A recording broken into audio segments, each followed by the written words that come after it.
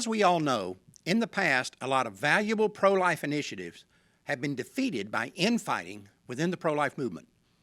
And most of the time, these conflicts are driven by nothing more than inflated egos and petty turf battles. The good news is, this problem has diminished significantly in recent years. At some point, we apparently figured out that the only thing we get from sabotaging our own efforts is more dead babies.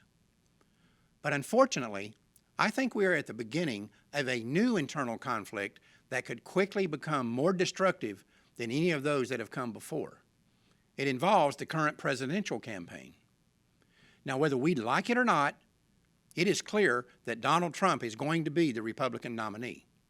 It is also clear that he is a very polarizing individual who generates enormous passions, both for him and against him. The problem is, that dynamic is showing up in very unhealthy ways inside the pro-life movement.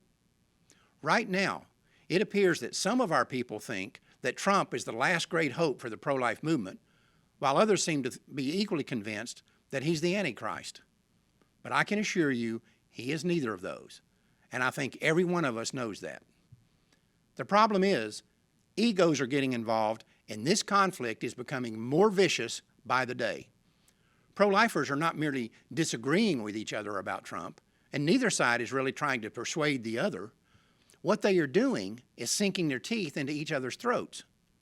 Right now, things are being said and done within the pro-life community that cannot be unsaid or undone once the election is over.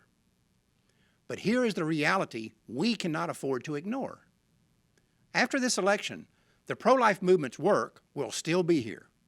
That was true when we elected pro-life presidents like Ronald Reagan, and it was true when we elected pro-abortion presidents like Barack Obama. And that's exactly what's going to happen this time. But if we allow our feelings about Donald Trump to build walls between us, that work will not get done. What you and I need to understand is that we control how much carnage this pro-Trump, anti-Trump confrontation is going to inflict on the pro-life movement. The question is, are we mature enough to disagree with our brothers and sisters without making them our enemies? Or is our need to be right more important to us than the lives we are trying to save? Look, the passions surrounding the presidential campaign are completely understandable. We all realize what's at stake here, and recent Supreme Court decisions have reinforced just how important this race is.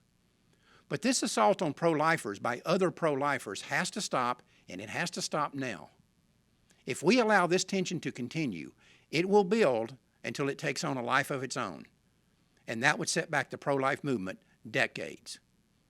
Before this goes any further, each of us must take some responsibility for addressing this situation. What that means is, no matter what you believe about Donald Trump, or how strongly you believe it, do not demonize those pro-lifers who sincerely disagree with you, and don't take their disagreement as a personal attack on you. The fact is, if we allow this presidential campaign to fracture the pro-life movement, the babies lose no matter who's elected.